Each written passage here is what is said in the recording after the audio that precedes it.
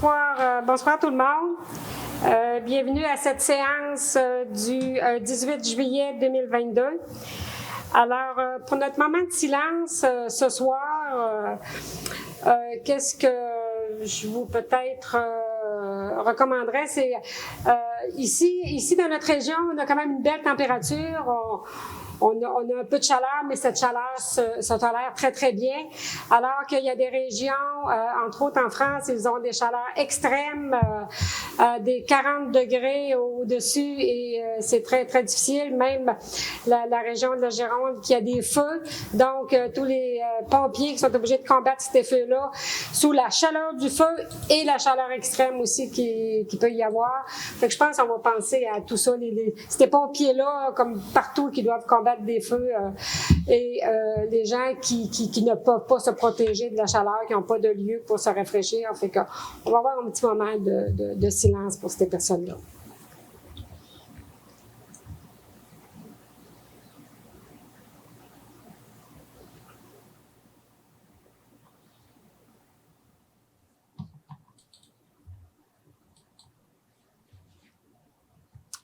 Merci.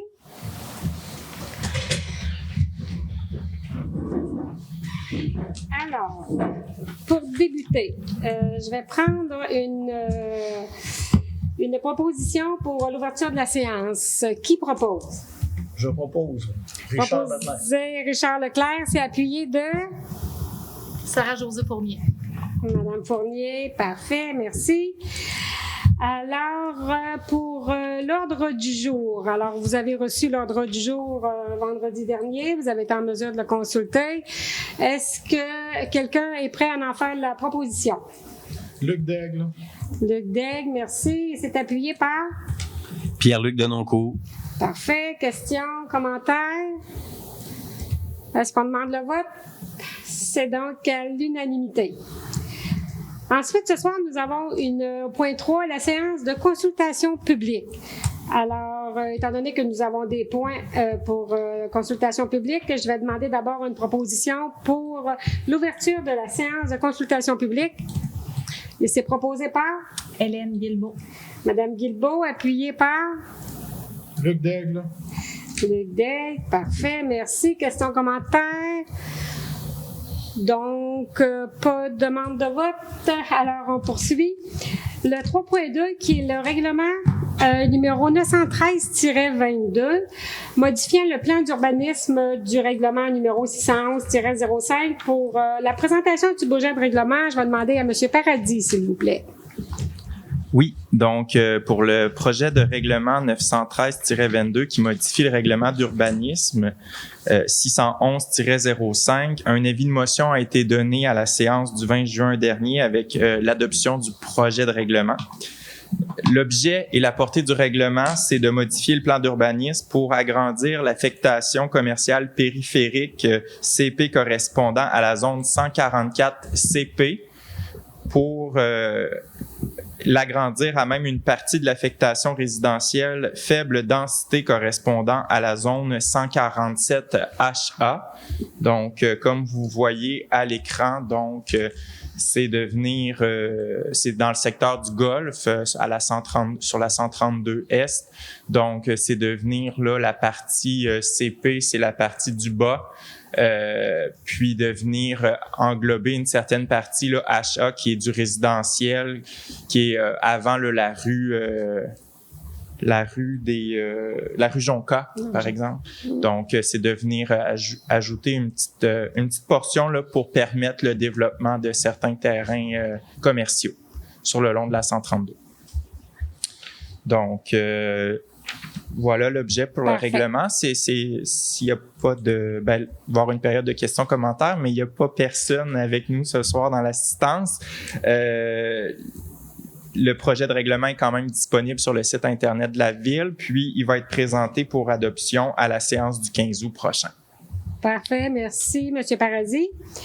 Alors, à ce moment, on est au 3.3, qui est cette fois-ci le règlement numéro 214-22, qui modifie le règlement sur les permis et certificats, le numéro 612-05. Alors, un nouveau pour la présentation du projet de règlement. M. Paradis, s'il vous plaît. Oui, donc pour ce règlement-là, c'est en fait parce qu'on doit le modifier pour des fins de conformité avec le schéma d'aménagement révisé de la MRC de la Matapédia qui a été modifié en décembre 2021. Donc, l'avis de motion pour ce projet de règlement-là a été donné aussi le 20 juin dernier avec l'adoption du projet de règlement. Son objet, c'est pour venir modifier le règlement de permis et certificats pour exempter les travaux de transformation et d'agrandissement d'un bâtiment existant, ainsi que la construction ou l'ajout d'un bâtiment secondaire accessoire à un bâtiment principal existant de la condition de la délivrance d'un permis de construction exigeant la contiguïté à une rue.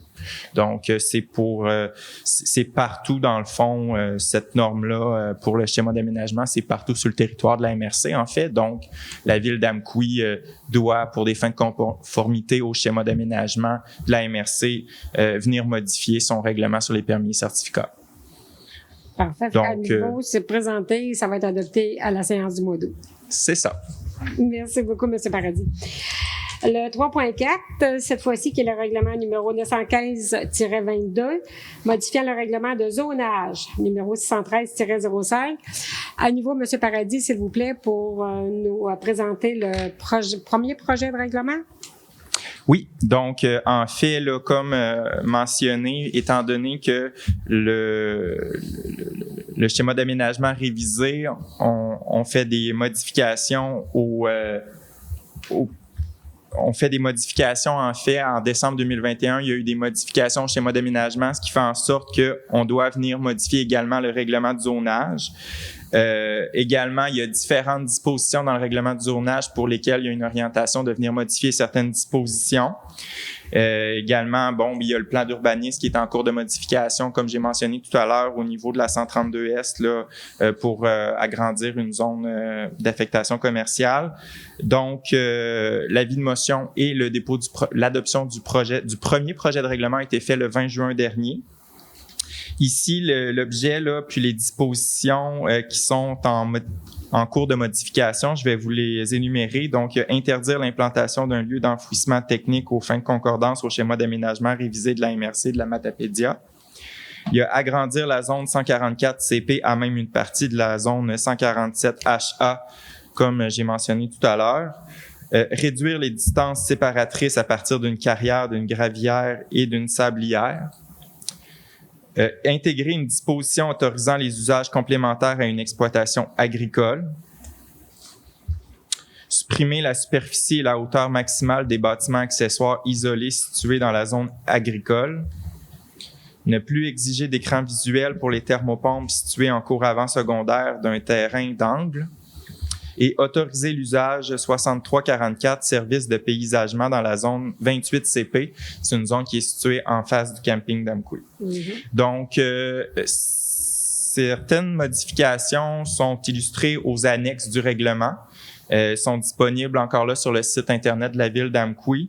Le second projet de règlement va être présenté plus tard à la présente séance. Puis, ce projet de règlement-là contient des dispositions susceptibles d'approbation référendaire. C'est pour ça qu'il va y avoir un avis public au cours des prochains jours qui va mentionner les modalités pour les citoyens qui désiraient s'exprimer sur certaines dispositions avec les délais afférents. Donc, voilà, ça va être présenté sinon à la séance du 15 août pour adoption. Parfait, merci beaucoup, M. Paradis. On poursuit avec le 3.5, lui qui est le règlement numéro 916-22, modifiant le règlement de construction numéro 615-22. Encore là, la présentation du projet de règlement. M. Paradis, s'il vous plaît. Oui, donc pour ce règlement qui vient modifier notre règlement de construction à la ville, ça vise là, surtout les installations septiques et la canalisation des fossés de drainage. Donc encore là, il y a eu un avis de motion puis l'adoption du projet de règlement le 20 juin dernier. Les deux principaux objets du règlement sont pour prescrire la marche à suivre pour la demande de fermeture ou de canalisation des fossés de drainage des rues par un propriétaire riverain, et la détermination de la prise en charge des coûts et des travaux. Donc, grosso modo, le directeur du service des travaux publics évalue les demandes selon chaque situation et en établit les normes spécifiques. Il a le pouvoir de les autoriser. Un plan d'ingénieur est requis si la demande est acceptée. La Ville s'assure de la réalisation des travaux, mais le propriétaire assume les frais selon les coûts réels et la tarification en vigueur.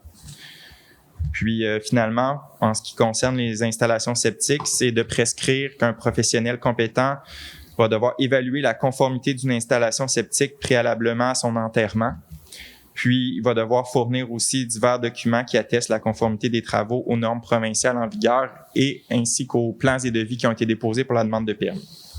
Donc, ce règlement-là va être présenté pour adoption à la séance du 15 août. Parfait, merci. Ça complète à ce moment-ci. Le 3.6, lui, qui est la période de questions et commentaires des citoyennes, citoyens sur les règlements qu'on vient de décrire, le 913-22, 914-22, 915-22 et 916-22. Alors, on n'a pas de citoyen ici dans la salle qui peut s'adresser. Est-ce que les citoyens pouvaient le faire par écrit, M. Paradis? Non? OK, fait que c'était juste en présence. Donc, on va passer tout de suite ce point-là parce qu'on n'a pas de présence ici. Alors, le 3.7 qui est la levée de la séance de consultation publique. Fait qu'à ce moment-là, je vais prendre une proposition, s'il vous plaît. Hélène Guilbeault.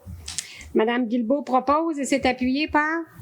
Pierre-Luc Denoncourt. Monsieur Denoncourt. Merci. Question commentaire et c'est à l'unanimité si personne s'y oppose. Parfait. Alors, maintenant, le procès-verbal de la séance du 20 juin 2022. Encore là, les documents vous ont été remis vendredi dernier. Fait que vous avez pu en prendre connaissance avant ce moment-ci. Est-ce que quelqu'un est prêt à en faire la proposition? Richard Leclerc. Monsieur Leclerc, et c'est appuyé par? Luc Daigle. Monsieur Daigle appuie. Questions, commentaires concernant le procès-verbal? Ce qu'on demande le vote, ça va donc être à l'unanimité. Fait que là, au point 5, nous avions la période de questions des citoyennes et citoyens. Encore là, on n'a pas de présence dans la salle. Alors, on va passer au point 6, qui est la correspondance en date du 11 juillet 2022. Fait que vous avez eu les documents, vous avez pu voir les correspondances qui ont été reçues. On avait un résumé des correspondances. Est-ce que vous avez des questions ou commentaires concernant ces documents qu'on a reçus? Ça vous convient tout le monde? Parfait. Le point 7, administration générale et gestion financière. Je vais me mettre à jour, là, ça sera pas long. Et voilà. Le 7.1, qui est la liste de comptes au 30 juin 2022. Alors, je vais demander, s'il vous plaît, à Mme Dupont de nous présenter la liste de comptes.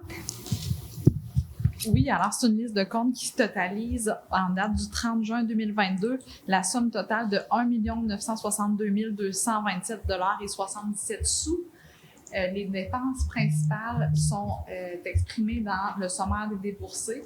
Soit il y a des chèques qui ont été émis pour une somme totale de 185 900,48 $.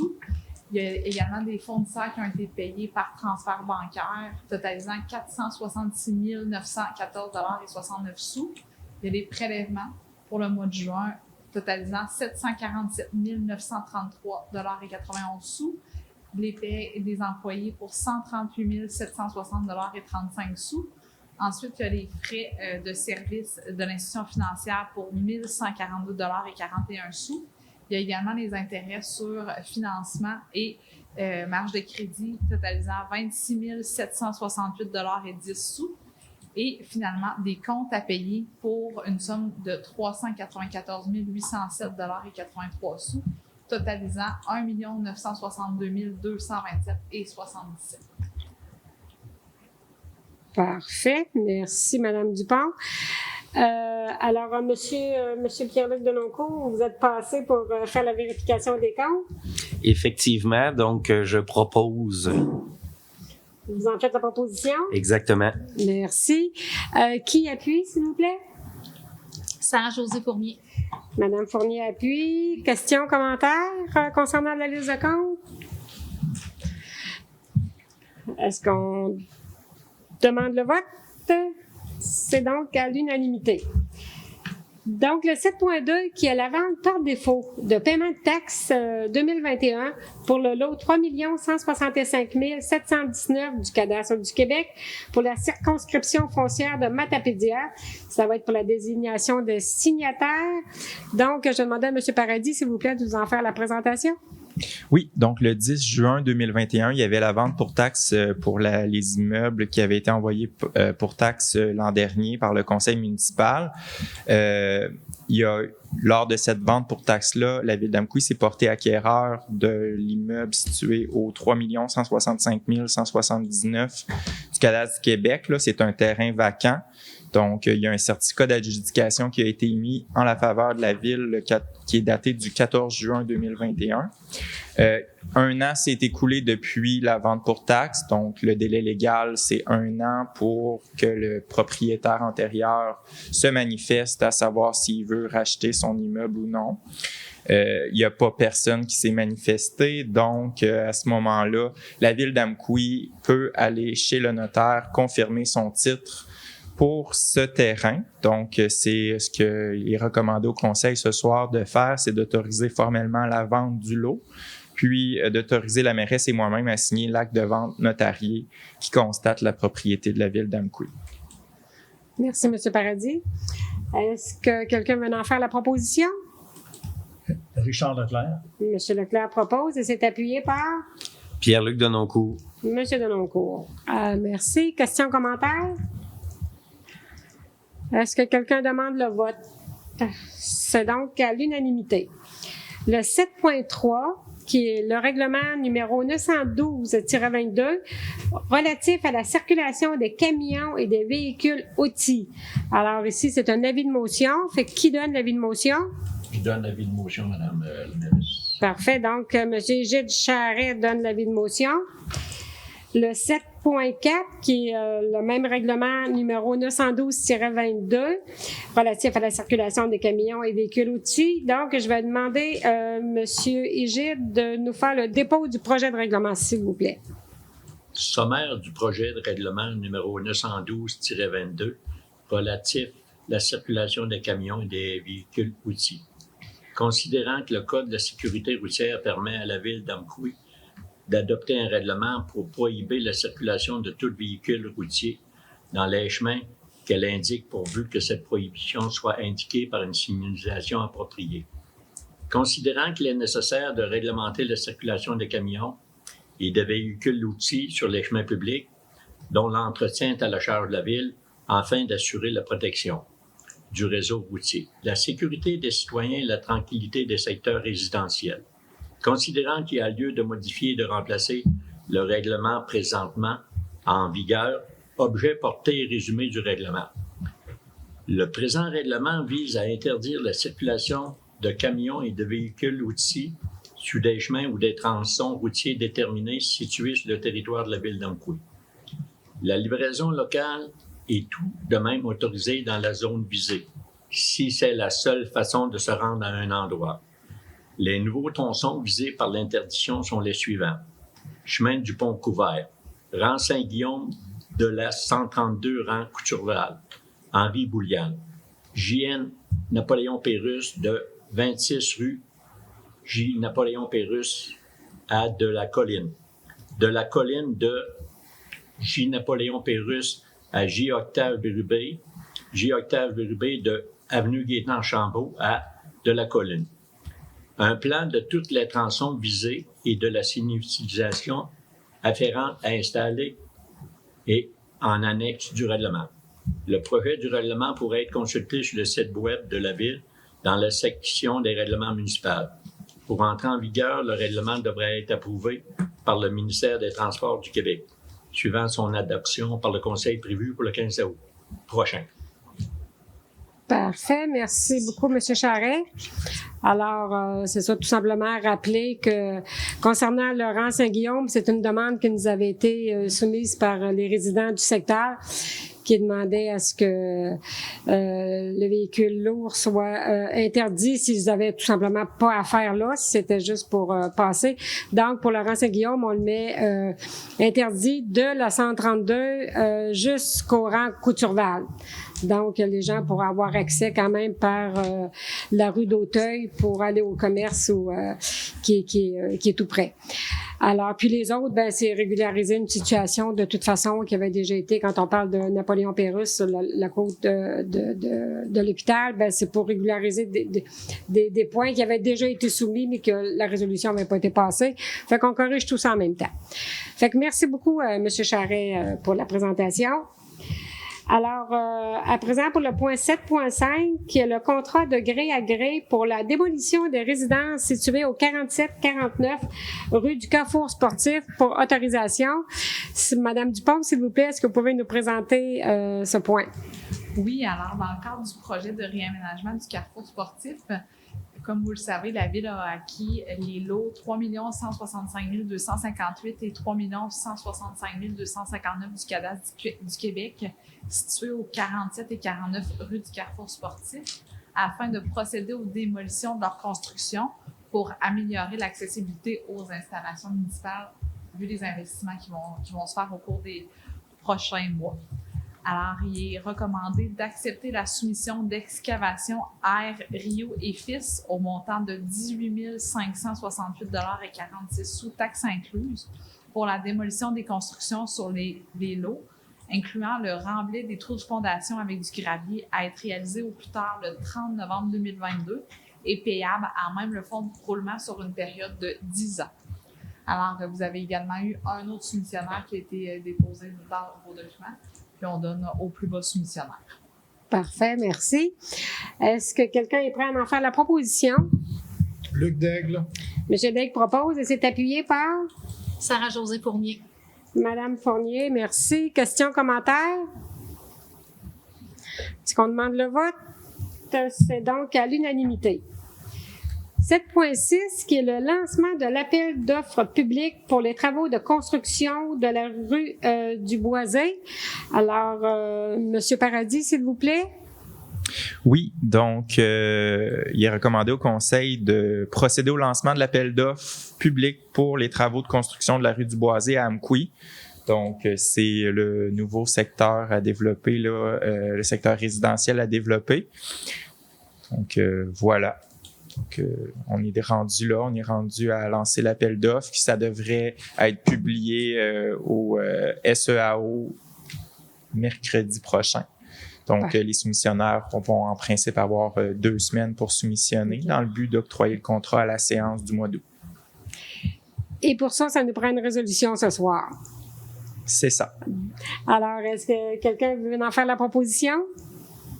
Pierre-Luc Denoncourt. M. Denoncourt propose et c'est appuyé par? Richard Leclerc. M. Leclerc appuie. Questions, commentaires? Est-ce qu'on demande le vote?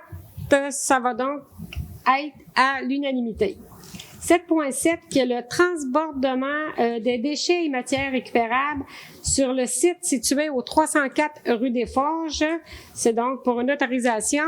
Madame Dupont, s'il vous plaît, vous nous présentez le point? Oui, alors je vais vous faire la lecture des considérants que l'entreprise responsable de la collecte des matières résiduelles sur le territoire de la MRC de la Matapédia, Fusion Environnement, a soumis une demande aux municipalités de la MRC de la Matapédia afin de réaliser des opérations de transbordement des déchets et des matières récupérables à son site de transbordement situé au 304 rue des Forges à Amqui, considérant que pour être valable, chaque municipalité de la MRC doit autoriser cette entente, considérant que l'accès à un site de transbordement pourrait augmenter la disponibilité des camions de collecte des matières résiduelles sur le territoire de la MRC et améliorer le service aux usagers, considérant qu'il est difficile d'évaluer l'impact de la livraison des déchets ou des matières récupérables par camion-remorque à plancher mobile, sur la méthode d'opération du centre de transfert de la régie, considérant que sur présentation de factures, des dépenses de machinerie, salaires, etc., l'entreprise Fusion Environnement s'engage à prendre en charge les dépenses supplémentaires qui pourraient être occasionnées par le changement du mode d'opération du centre de transfert de la Régie des matières intermunicipales qui est situé à Montjoly, Considérant que l'entreprise Fusion Environnement s'engage à mettre en place de manière progressive les activités de transbordement et à documenter les quantités et la provenance des matières conformément aux exigences des municipalités et de la Régie. Considérant que les municipalités, la MRC et la Régie intermunicipale de traitement des matières résiduelles Matapédia-Métis se réservent le droit de mettre fin à cette entente en tout temps, sans aucune compensation ni justification de leur part. Considérant qu'en cours d'opération, l'activité de transbordement fera l'objet d'une analyse avantages-inconvénients par les responsables de la gestion des matières résiduelles au sein de la MRC et de la Régie, il est recommandé d'autoriser, à l'extérieur de la période de dégel, le transbordement des déchets et des matières récupérables au centre de transfert de l'entreprise Fusion Environnement situé au 304 rue des Forges à Mkoui pour une période d'essai de 6 mois, d'autoriser la livraison de déchets ou de matières récupérables en utilisant des remorques de 53 pieds munies de planchers mobiles, que cette résolution prendra pleinement effet exclusivement si la Régie intermunicipale de traitement des matières résiduelles Matapédia-Métis et l'ensemble des municipalités de la MRC de la Matapédia entérinent cette proposition. Je vous confirme qu'on est la dernière municipalité à adopter la résolution. Exactement. Là, on parle aussi de la MRC de la Matapédia, mais la MRC de la Métis devait également adopter cette résolution-là, autant la MRC que les municipalités, et c'était fait. Et là, c'est à notre tour, nous, la dernière. Alors, est-ce que quelqu'un est prêt à en faire la proposition? Sarah-Josée Fournier. Madame Fournier propose et c'est appuyé par Hélène Guilbeault. Madame Guilbeault. Question, commentaire. Est-ce qu'on demande le vote?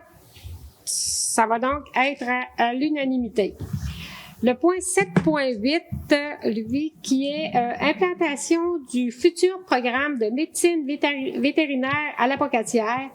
À ce moment-là, c'est une demande d'appui de la ville d'Amkoui. Alors, je vais demander, si vous voulez bien, Madame Hélène Guilbeault, de faire la lecture de la proposition, s'il vous plaît. Oui, tout à fait. En fait, la ville de La Pocatière a adopté le 9 mai dernier une résolution d'appui pour que le gouvernement considère le site de La Pocatière pour l'implantation du futur programme de médecine vétérinaire. Ils nous ont donc interpellés à cet effet.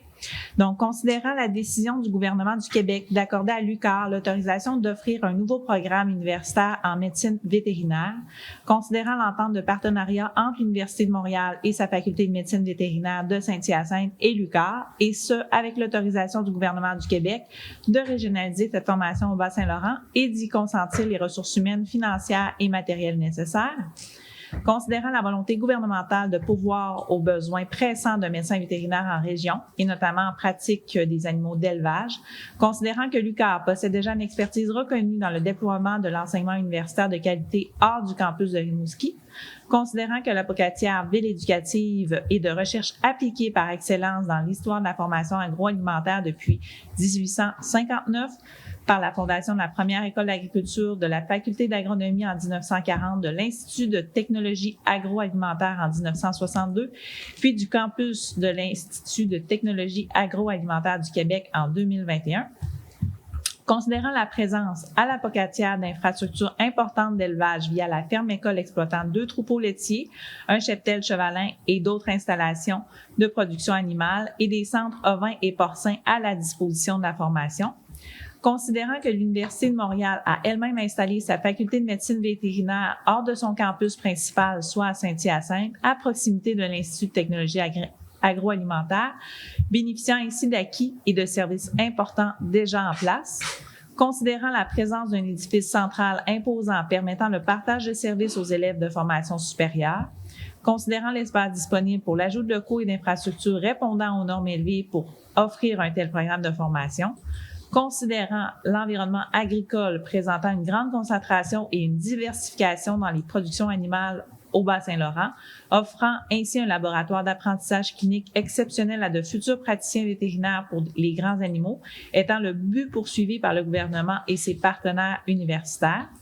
considérant l'impact socio-économique majeur à court, moyen et long terme pour le territoire régional de l'ouest du Bas-Saint-Laurent et de l'est de Chaudière-Appalaches de l'implantation de ce programme universitaire à la Pocatière, considérant que l'enseignement agricole est une tradition d'excellence au Kamouraska, considérant l'importance de soutenir et d'assurer la pérennité d'une institution telle que l'ITAC du campus de la Pocatière, considérant l'attractivité qu'engendra la présence de cet établissement d'enseignement pour le territoire kamouraskois.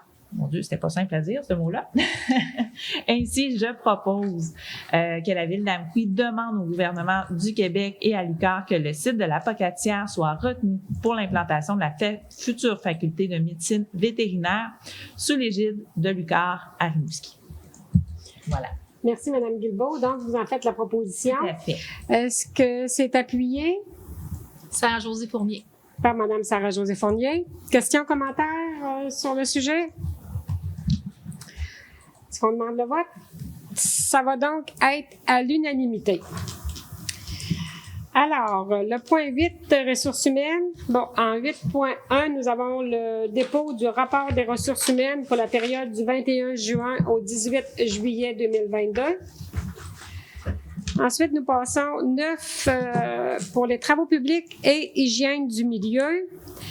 Alors, 9.1, qui est l'optimisation des installations de traitement des eaux usées au lot numéro 2. À ce moment-là, c'est le décompte progressif des coûts numéro 8 pour acceptation. Et M. Paradis, vous allez nous établir la situation, s'il vous plaît? Oui, donc il est recommandé au Conseil d'accepter le décompte progressif des coûts numéro 8 pour la période du 1er au 30 juin 2022. La somme de 22 762,46 taxes incluses à être versée à l'entrepreneur Allen Entrepreneur Général Inc. dans le cadre des travaux d'optimisation des installations de traitement des eaux usées au lot 2. Merci beaucoup. Est-ce que quelqu'un veut en faire la proposition? Gilles Charret. Monsieur Charret propose et c'est appuyé par Luc Daigle. Monsieur Luc Daigle appuie. Donc, question, commentaire? Est-ce qu'on demande le vote? C'est à l'unanimité. Il faut être vite, monsieur Denoncourt. Hein? Alors, on poursuit pour le 9.2, qui est les travaux de pavage 2020 pour la réception définitive et libération de la retenue contractuelle. Alors, pour une acceptation, monsieur Paradis à nouveau, s'il vous plaît. Donc, considérant que les travaux de pavage 2020 sont terminés depuis le 5 juillet 2022, conformément aux exigences des plans et devis, considérant qu'une retenue spéciale permanente d'un montant de 500 $ doit être appliquée pour le nettoyage d'un regard pluvial qui n'a pas été fait durant le contrat. Donc, il est recommandé au Conseil d'accepter la réception définitive des ouvrages et de libérer une partie de la retenue contractuelle de 5 % pour un montant de 8 862,22 taxes incluses pour les travaux de pavage des rues 2020 qui ont été réalisés par les Pavages des Monts Inc., suivant l'application d'une retenue permanente de 500 $. D'autoriser le directeur du service des travaux publics à signer le certificat de réception définitive des ouvrages pour et au nom de la Ville d'Amqui. Merci, monsieur Paradis. Alors, qui veut en faire la proposition? Richard Leclerc. Monsieur Richard Leclerc propose et c'est appuyé par Pierre-Luc Denoncourt. monsieur Denoncourt. Question, commentaire? Est-ce qu'on demande le vote? Ça va donc être à l'unanimité à nouveau. 9.3. Cette fois-ci, le branchement au réseau pluvial d'un immeuble situé au 400, route 132 Ouest, pour le décompte progressif des coûts numéro 1 et réception avec réserve des ouvrages. Ça va être pour acceptation aussi. À nouveau, M. Paradis. Oui, donc il est recommandé d'accepter le décompte progressif des coûts numéro 1 pour la somme de 63 552,65 taxes incluses à être versées en faveur des entreprises A&D Landry Inc. Dans le cadre des travaux de branchement au réseau pluvial de l'immeuble situé au 400 route 132 Ouest. Donc les travaux sont terminés. Également, donc d'accepter la réception avec réserve des ouvrages en date du 1er juin. Puis, il y a quand même eu là une modification des coûts, une seule modification des coûts. Donc, le montant qui vous est proposé ce soir inclut cette modification-là. Et il y a eu aussi une application pour retard de pénalité. Donc, il y avait quelques jours de retard au contrat. Donc, c'est la recommandation. Tel qu'indiqué au contrat, on a appliqué une petite pénalité à ce moment-là. Parfait. Merci. Qui veut en faire la proposition? Gilles Charret. M. Charret propose et c'est appuyé par Luc Daigle. M. Daigle appuie. Questions, commentaires? Est-ce qu'on demande le vote? Ça va donc être à l'unanimité à nouveau. 9.4, la reconstruction et le resurfaçage de la route de l'Anse-Saint-Jean pour le décompte progressif des coûts numéro 5, ça va être pour acceptation. Cette fois-ci, Mme Dupont, s'il vous plaît. Oui, alors il est recommandé d'accepter le décompte progressif des coûts numéro 5 pour la somme de 8 105,14 $, taxes incluses pour la période du 1er juin au 30 juin 2022, à être versée à l'entrepreneur, les entreprises Michaud et Fils, dans le cadre des travaux de reconstruction et resurfaçage de la route de l'Anse-Saint-Jean. Merci, Mme Dupont. Qui veut en faire la proposition? Luc Daigle. M. Daigle propose et c'est appuyé par Sarah-Josée Fournier. Mme Fournier appuie. Questions, commentaires? Est-ce qu'on demande le vote? C'est à l'unanimité. 9.5, cette fois-ci, les travaux de reconstruction de la rue des Forges. Le décompte progressif des coûts numéro 5 pour acceptation. À nouveau, Mme Dupont, s'il vous plaît. Oui, alors il est recommandé d'accepter le décompte progressif des coûts numéro 5 pour la somme de 827 771,89 $, taxes incluses pour la période du 7 juin au 8 juillet, à être versée à l'entrepreneur, les entreprises Michaud, dans le cadre des travaux de reconstruction de la rue des Forges. Merci, Mme Dupont. Est-ce que quelqu'un veut en faire la proposition? Et Gilles Charret. M. Charret propose et c'est appuyé par Hélène Guilbeault. Mme Guilbeault appuie. Questions, commentaires? Est-ce qu'on demande le vote? Ça va donc être à l'unanimité.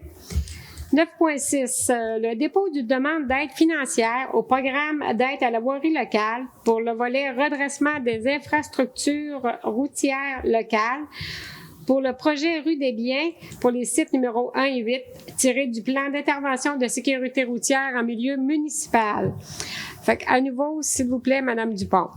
Oui, alors considérant que la Ville d'Amqui souhaite effectuer des travaux sur une partie de la rue des Biens, plus particulièrement les sites numéros 1 et 8 du plan d'intervention de sécurité routière en municipal qu'on appelle le PIRSM de la MRC de la Matapédia, considérant que la Ville d'Amqui a pris connaissance des modalités d'application des volets redressement et accélération du programme d'aide à la voirie locale et s'engage à les respecter, considérant que les interventions visées dans la demande d'aide financière concernent des routes locales de niveau 1 et 2 ou 2, le cas échéant, celles visant le volet redressement sont prévues à la planification triennale ou quinquennale du plan d'intervention, ayant obtenu un avis favorable du ministère des Transports. Considérant que seuls les travaux réalisés après la date figurant sur la lettre d'annonce sont admissibles à une aide financière. Considérant que la Ville d'Amqui s'engage à obtenir le financement nécessaire à la réalisation de l'ensemble du projet, incluant la part du ministère, considérant que le chargé de projet de la municipalité, M. Stéphane Chiasson, directeur du service des travaux publics, représente cette dernière auprès du ministère dans le cadre du dossier, considérant que la Ville d'Amqui choisit d'établir la source de calcul de l'aide financière selon l'option suivante, l'estimation détaillée du coût des travaux, il est recommandé d'autoriser la présentation d'une demande d'aide financière pour les travaux admissibles, les sites numéros 1 et 8, tels qui ont été présentés aux documents qui vous ont été déposés, de confirmer l'engagement de la Ville à faire réaliser les travaux selon les modalités d'application en vigueur et de reconnaître qu'en cas de non-respect de celle-ci, l'aide financière sera résiliée et de confirmer que M. Stéphane Chiasson, directeur du service des travaux publics, est dûment autorisé à signer tout document ou entente à cet effet avec le MTQ pour et au nom de la Ville d'Amqui. Merci beaucoup, Mme Dupont. Est-ce que quelqu'un veut en faire la proposition? Richard Leclerc. M. Leclerc propose et c'est appuyé par Pierre-Luc Denoncourt. M. Denoncourt appuie. Questions, commentaires? On demande le vote? Non, c'est donc à l'unanimité. Nous en sommes maintenant au point 10 pour urbanisme. Donc, 10.1, c'est le procès-verbal de la rencontre du comité consultatif d'urbanisme qui s'est tenu le 21 juin 2022. C'est tout simplement alors pour un dépôt de ce rapport-là. Le 10.2, qui est la nomination de Mme Lucie Belzile à titre de commissaire au siège numéro 3 du Comité consultatif d'urbanisme. Alors, qui veut en faire la présentation? Je vais le faire, Madame la mairesse. Parfait, Monsieur Daigle, je vous laisse aller. Considérant que l'article 8 du règlement numéro 405-91 stipule que la durée d'un mandat des commissaires du comité consultatif d'urbanisme est fixée à 2 ans et que ceux-ci sont remplacés en alternance. Considérant que Mme Georgette Blais, commissaire au siège numéro 3, a pris la décision de mettre fin à son mandat le 26 mai dernier. Considérant que Mme Lucie Belzile avait déjà démontré de l'intérêt pour occuper la fonction de commissaire alors qu'aucun poste n'était disponible. Considérant que Mme Lucie Belzile, citoyenne d'Amqui, a déposé sa candidature, en conséquence, il est proposé et appuyé par de nominer Mme Lucie Belzile à titre de commissaire au comité consultatif d'urbanisme pour combler le siège numéro 3. Alors, je comprends, M. Daigle, que vous en faites la proposition. Oui, j'en fais la proposition. Merci. Qui appuie à ce moment-là? Hélène Guilbeault. Mme Guilbeault appuie. Questions, commentaires? Alors ici, on va quand même remercier aussi Mme Georgette Blais qui était commissaire au niveau du CCU et qui a dû quitter pour des raisons personnelles. Elle a dû donner sa démission. Alors, c'est pour ça qu'on nomme Mme Belzile. Fait que merci beaucoup, Mme Blais, pour le temps que vous avez occupé le poste au niveau du comité consultatif d'urbanisme. Merci pour votre travail. Alors, on poursuit à ce moment-là pour le 10.3, qui est la demande de dérogation mineure pour le lot 4 527 051 du cadastre du Québec, situé au 60 rue du Ruisseau. À ce moment-là, c'est M. Vincent, s'il vous plaît, M. Paradis, qui va nous faire la présentation.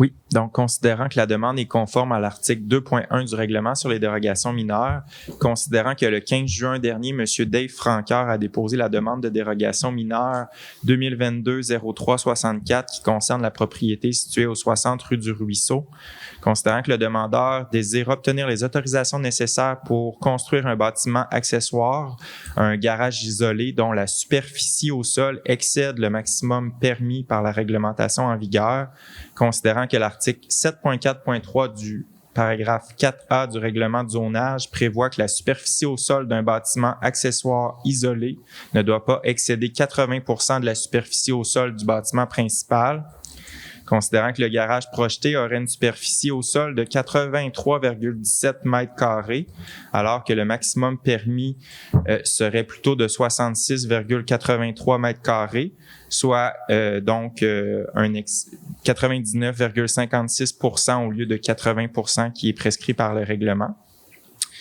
Mais cette superficie-là exclut par contre la superficie du garage annexé au bâtiment principal qui en fait un bâtiment visuellement plus grand.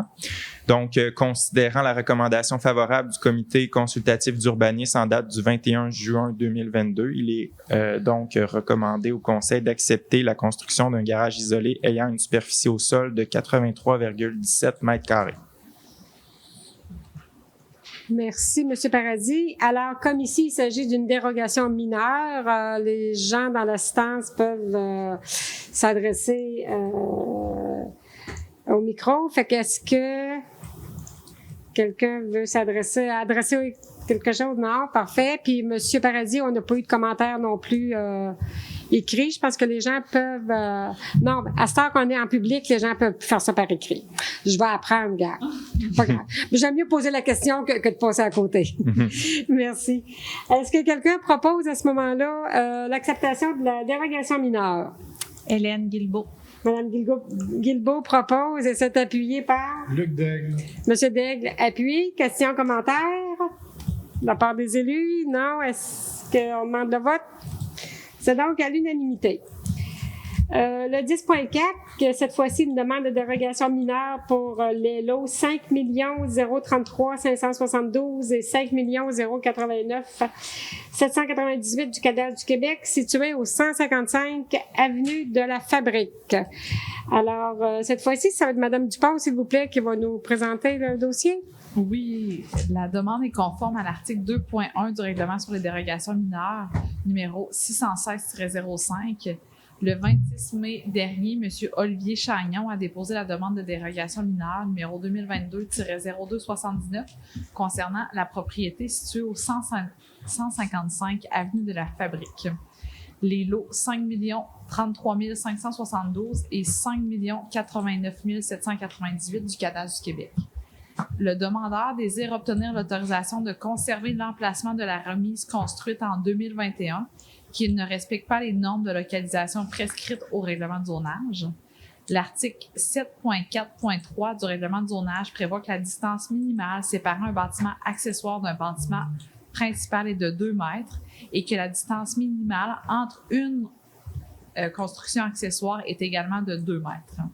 Considérant que le projet du demandeur vise à conserver l'emplacement de la remise construite à plus ou moins 1,14 m d'un mur décoratif attaché à la résidence et à plus ou moins 2,97 m du mur de la résidence. Considérant que la demande a reçu une recommandation favorable du CCU le 21 juin dernier, il est recommandé d'accepter la localisation de la remise existante à plus ou moins 1,14 m du mur décoratif attaché à la résidence et à plus ou moins 2,97 m du mur de la résidence. Merci beaucoup, Mme Dupont. Alors, à nouveau, étant donné qu'il s'agit d'une dérogation mineure, est-ce que quelqu'un désire s'adresser à nous ici dans la salle? Non. Alors, on va. Est-ce que quelqu'un veut en faire la proposition? Richard Leclerc. M. Leclerc propose. C'est appuyé par? Pierre-Luc Denoncourt. M. Denoncourt appuie. Questions, commentaires? Est-ce qu'on demande le vote? Ça va donc être à l'unanimité. 10.5, qui est la demande d'exemption de cases de stationnement pour le lot 3 165 657 du cadastre du Québec, situé cette fois-ci au 140 boulevard Saint-Benoît-Ouest. Alors, ça va être M. Paradis, s'il vous plaît. Oui. Donc, considérant que la demande est conforme à l'article 10.3.11 du règlement de zonage, considérant que le 20 janvier 2022, la microbrasserie La Captive a déposé la demande d'exemption de l'obligation de fournir et de maintenir 8 cases de stationnement pour la propriété située au 140 boulevard Saint-Benoît-Ouest, considérant que le bâtiment principal comprend un usage commercial, considérant que la situation des cases de stationnement était dérogatoire pour cette propriété et qu'elle n'a pas été régularisée au terme d'une entente temporaire entre Manon Bastien, optométrice, Inc. et Microbrasserie La Captive, laquelle venait à échéance le 31 mai 2012. Considérant que le nombre minimum de cases de stationnement requis en vertu de la réglementation en vigueur est de 13, mais que la Ville a reconnu un droit acquis à 5 cases existantes, donc un total de 8 cases manquantes, sous la résolution numéro 2022-03-084, considérant que le 15 juin 2022, M. Simon Langlois, pour la microbrasserie La Captive, a déposé la demande d'exemption de l'obligation de fournir et de maintenir 5 cases de stationnement pour la même propriété, considérant que lors des travaux de réfection de la passerelle J-Napoléon-Pérusse, les 5 cases de stationnement reconnues par droit acquis auraient été engazonnées, considérant que le demandeur souhaite aménager un espace comprenant des tables et des chaises dans le but de servir des repas et de l'alcool à l'extérieur, considérant qu'il n'est pas possible d'aménager les cases manquantes en respect de la réglementation en vigueur, considérant que le requérant accepte de verser une contribution annuelle dans le fonds de stationnement de la municipalité, un montant de 30 $ par case de stationnement hors rue requise qui ne sera pas aménagé, donc un montant total annuel de 150 $ pour les cases de stationnement manquantes. Le comité consultatif d'urbanisme a émis une recommandation favorable à la demande d'exemption le 21 juin dernier, donc il est recommandé au conseil d'accepter l'exemption de l'obligation de fournir et de maintenir 5 cases de stationnement pour la propriété du 140 boulevard Saint-Benoît-Ouest. Parfait. Merci beaucoup. Donc, je disais, c'est bien le 31 mai 2012, hein? Oui. C'est ça. Parfait. Excellent. Merci. Est-ce que quelqu'un veut en faire la proposition? Hélène Guilbeault. Madame Guilbeault propose et c'est appuyé par? Sarah-Josée Fournier. Madame Fournier. Questions, commentaires? Est-ce qu'on demande le vote? Non, donc c'est à l'unanimité. Le 10.6, que le projet assujetti au règlement sur les PIIR numéro 617-05 pour le lot 6 063 816 du cadastre du Québec, situé cette fois-ci au 256 boulevard Saint-Benoît-Ouest, projet d'installation d'une enseigne autonome. À ce moment-ci, Mme Dupont, s'il vous plaît. Oui, considérant que le 7 juin dernier, M. Marc Beaulieu a déposé la demande de permis numéro 2022-0363 concernant la propriété située au 256 boulevard Saint-Benoît-Ouest, le lot 6 063 816 du Cadastre du Québec, considérant que la demande vise à obtenir les autorisations nécessaires afin d'installer une enseigne autonome telle qu'il vous a été déposée, considérant que le bâtiment est situé dans un secteur d'intérêt historique, culturel ou esthétique et que le projet est assujetti au règlement sur les PIA, considérant que l'objectif du règlement est de susciter une harmonisation de l'affichage avec le caractère ancien et commercial, considérant que la demande respecte les objectifs et critères prévus aux articles 3.1.4.1 et 3.1.4.2 du règlement sur les PIA, considérant la recommandation favorable du Comité consultatif d'urbanisme en date du 21 juin dernier, il est recommandé d'accepter l'installation de l'enseigne autonome telle que soumise. Parfait, merci beaucoup. Est-ce que quelqu'un veut en faire la proposition? Hélène Guilbeault. Mme Guilbeault propose et c'est appuyé par? Richard Leclerc. M. Leclerc appuie. Question, commentaire? Est-ce qu'on demande le vote? C'est donc à l'unanimité. Le 10.7, le règlement numéro 915-22, modifiant le règlement de zonage numéro 613-05 pour l'adoption du second projet de règlement. Monsieur Paradis, s'il vous plaît. Oui, donc considérant que la Ville est régie par la loi sur les cités et villes et la loi sur l'aménagement et l'urbanisme, considérant que le règlement de zonage numéro 613-05 de la Ville d'Amqui a été adopté le 16 mai 2005 et entré en vigueur le 23 août 2005, conformément à la loi sur l'aménagement et l'urbanisme, considérant que le Conseil doit modifier son règlement de zonage aux fins de concordance au schéma d'aménagement révisé de la MRC, modifié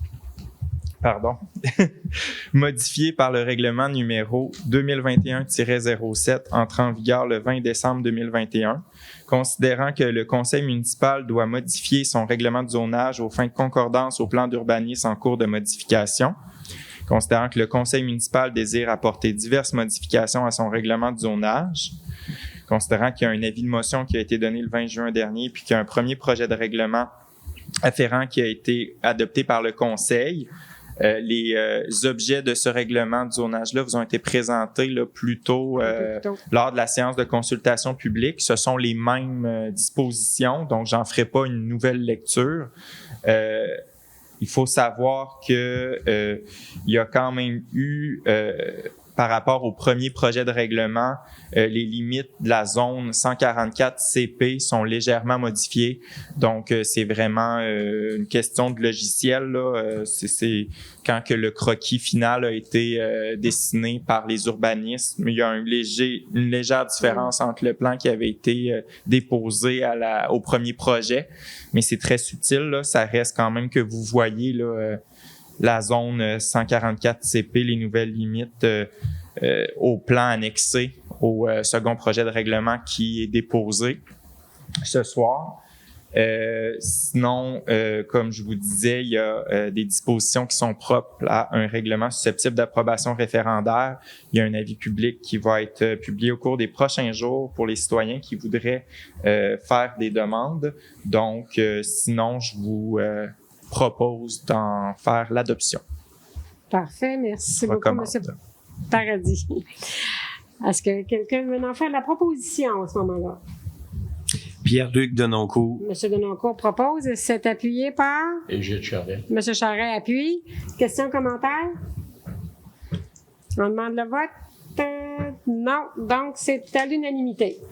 Le point 11, développement économique durable, aucun sujet. Le point 12, loisirs et culture. En 12.1, l'acquisition des modules de jeu pour le parc Pierre et Maurice Gagné pour la réception définitive des ouvrages. Ça va être pour une acceptation. Alors, M. Paradis, s'il vous plaît. Oui, donc les modules de jeu qui se trouvent au parc Pierre et Maurice Gagné, il est recommandé d'accepter la réception définitive de l'ouvrage en date dès présente et de libérer la garantie d'exécution en faveur de l'entreprise Les Équipements récréatifs Jean Bett Inc. Merci beaucoup, M. Paradis. Qui veut en faire la proposition? Richard Leclerc. M. Leclerc propose et c'est appuyé par Luc Daigle. M. Daigle appuie. Questions, commentaires? Je vais faire un petit court commentaire. Moi, je vais me permettre. Alors ici, on parle des jeux dans le parc Pierre et Maurice Gagné. Au moment où on a fait la lecture de nos documents, on avait une belle photo des jeux. Fait que moi, j'invite surtout les citoyens à se rendre au parc Pierre et Maurice Gagné pour non pas juste voir, mais pour profiter de ces jeux-là. Fait qu'amener les enfants, les petits-enfants, les neveux, les nièces, si vous n'avez pas, mais amener les enfants à s'amuser là. Et de plus, aujourd'hui, le 18 juillet, notre les jeux d'eau, c'est comme ça que ça s'appelle. Les jeux d'eau ont été remis en marche aujourd'hui même. Donc, avec la chaleur, profitez-en.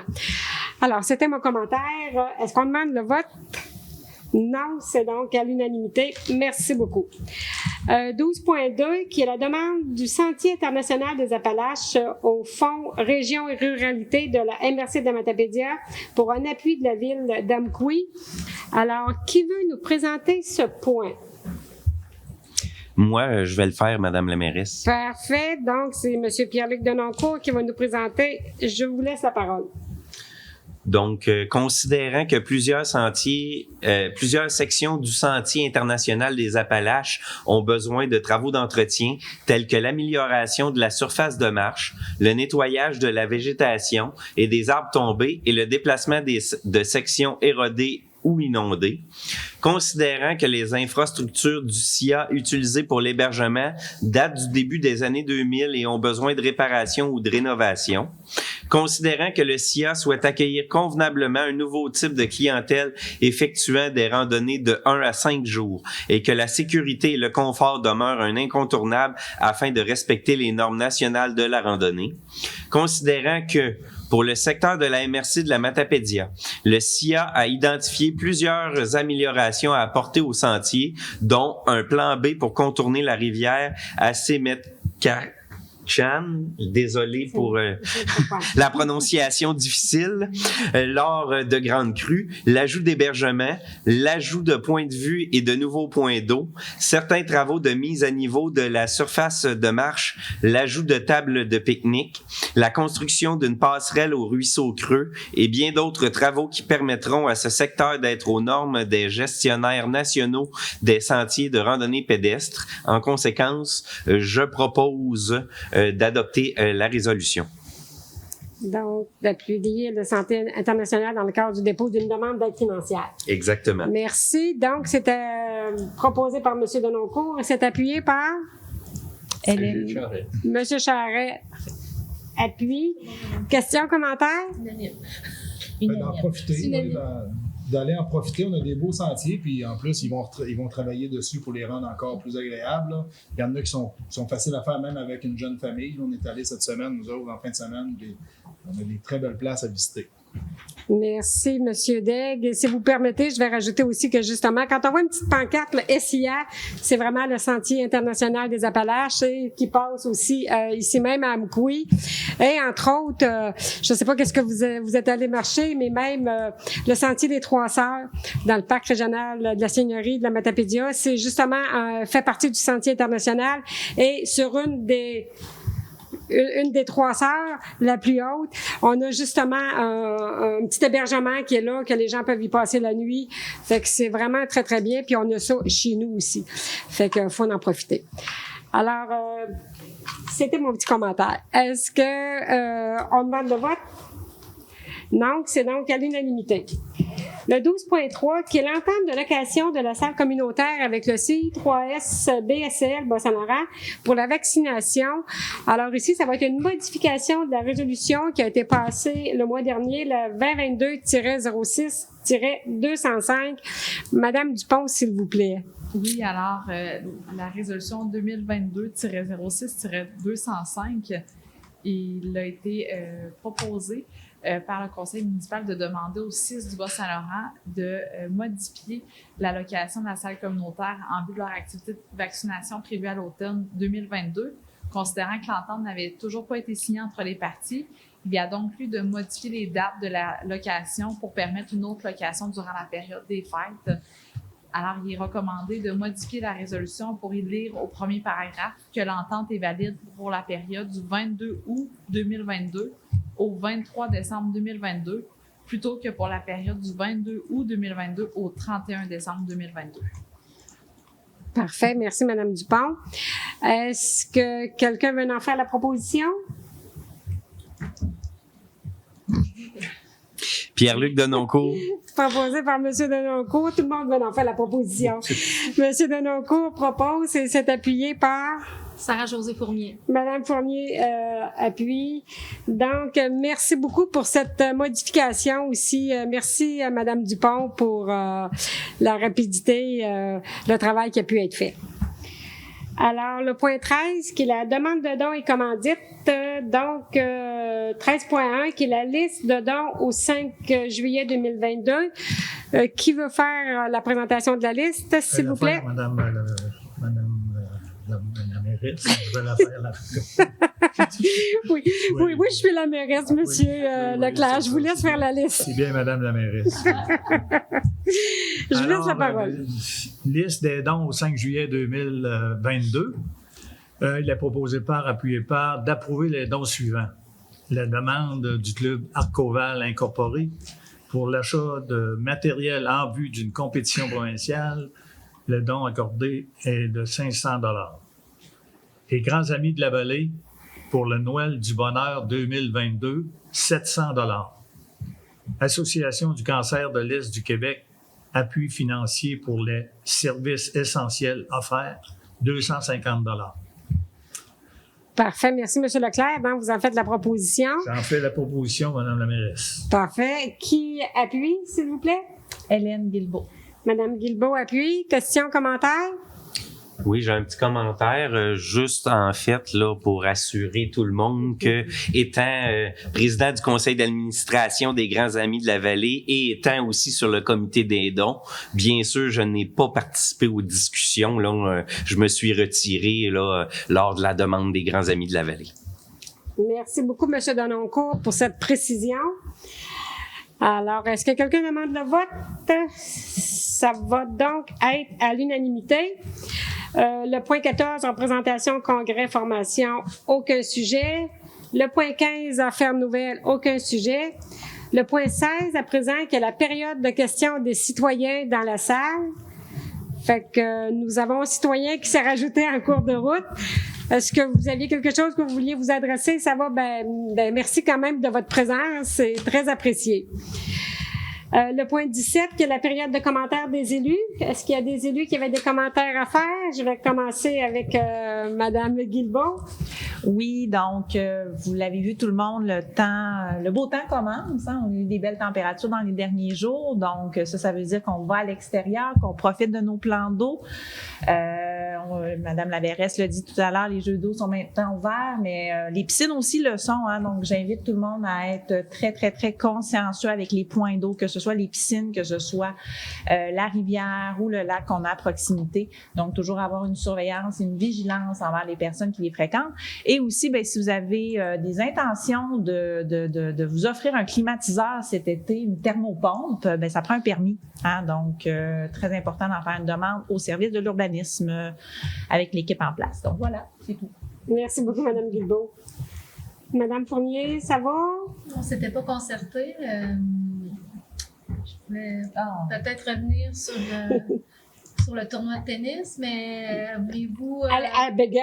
Allez-y, ça va me faire plaisir. Moi, je réserve pas de sujet, mais allez-y. Moi, si vous n'en parlez pas, j'en parle, mais allez-y. En fait, on était pratiquement tous présents pour l'inauguration du nouveau nom de notre tournoi de tennis de cette fin de semaine. Nous avons félicité notre pilier pour notre terrain de tennis que j'appellerais Linda Saint-Amand. Donc, nous étions là pour lui remettre le trophée à son nom et des petits cadeaux de la région puis un bouquet de fleurs.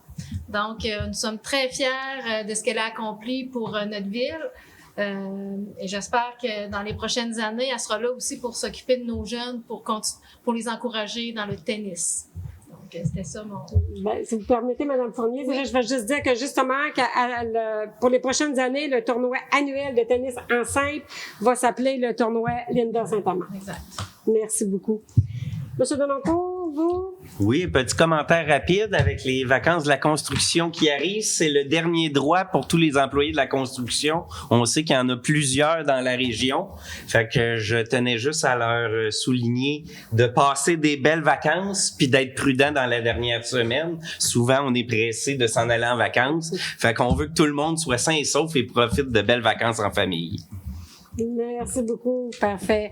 Monsieur Charret, vous? Tout a été dit. Je vais rien rajouter. Merci, Monsieur Charret.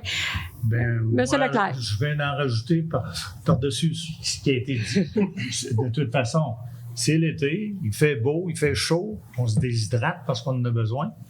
De profiter du beau temps, comme Hélène le disait tout à l'heure, être prudent sur nos cours d'eau, sur la natation, sur l'eau, on ne sait jamais qu'est-ce qu'elle nous réserve, alors soyons prudents là-dessus. Profitez des parcs. C'est tellement facile dans notre coin de profiter de toutes nos infrastructures. Alors, dans la prudence, je souhaite aux citoyens d'en profiter au maximum parce que ça passe vite. On est déjà rendu au 18 aujourd'hui. Alors, de chaque moment, là, chaque minute de notre journée, d'en profiter pour agrémenter le tout. Merci. Merci beaucoup, M. Leclerc. Et vous, M. Daigle? Oui, petit commentaire. La semaine dernière, dans le fond, on avait une rencontre du comité de développement, puis on regardait qui avait fait des demandes du programme de subvention environnementale, et on a seulement une personne jusqu'à présent qui a fait une demande. Donc, je fais une relance aux gens. Il y a un budget qui est octroyé là, des produits d'hygiène, entre autres, puis le retrait d'un poêle à bois ou le changement d'un poêle à bois pour le rendre conforme sont des exemples là, que vous pouvez aller consulter sur le site Internet ou venir vous informer ici à la ville. Et effectivement, bonnes vacances, prudence sur les routes, hydratez-vous comme il faut. Et on s'en revoit au mois d'août.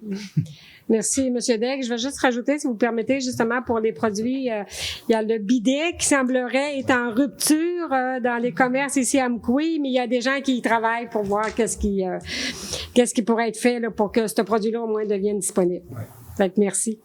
Alors moi, le seul petit rajout que je vais faire, c'est les gens, comme tout le monde disait, c'est que profiter de nos activités qu'il y a ici à Amkoui, les activités qui vous sont offertes, mais aussi on a beaucoup d'activités qui se passent dans la Matapédia ces temps-ci, parce qu'on a quand même 3 municipalités qui fêtent leur centenaire cette année, et Cozapscal avec son 125e anniversaire. Alors pour Saint-Cléophas, c'est déjà fait, c'est en arrière. Pour Cozapscal, c'est encore en cours. Il y a encore des activités, mais c'était à cette fin de semaine dernière pour leur 125e. Et à venir, Albertville et Lacomkoui pour leur 100e anniversaire. Alors, j'invite les gens à aller rencontrer ces gens-là qui s'amusent, qui fêtent. Parce que quand on va faire quelque chose chez nous, on veut qu'ils viennent aussi. Ça fait que profitez-en tous, tout simplement. Alors, ceci étant dit, nous en sommes rendus à ce moment-là au point 18 qui est la levée de la séance. Peut-être simplement, Madame la mairesse, j'avais pas de proposeur ni appuyeur pour la liste des dons. Donc, peut-être... M. Leclerc a proposé, puis j'avais un appuyeur, c'était Hélène Guilbeault. OK, bon, toutes mes excuses.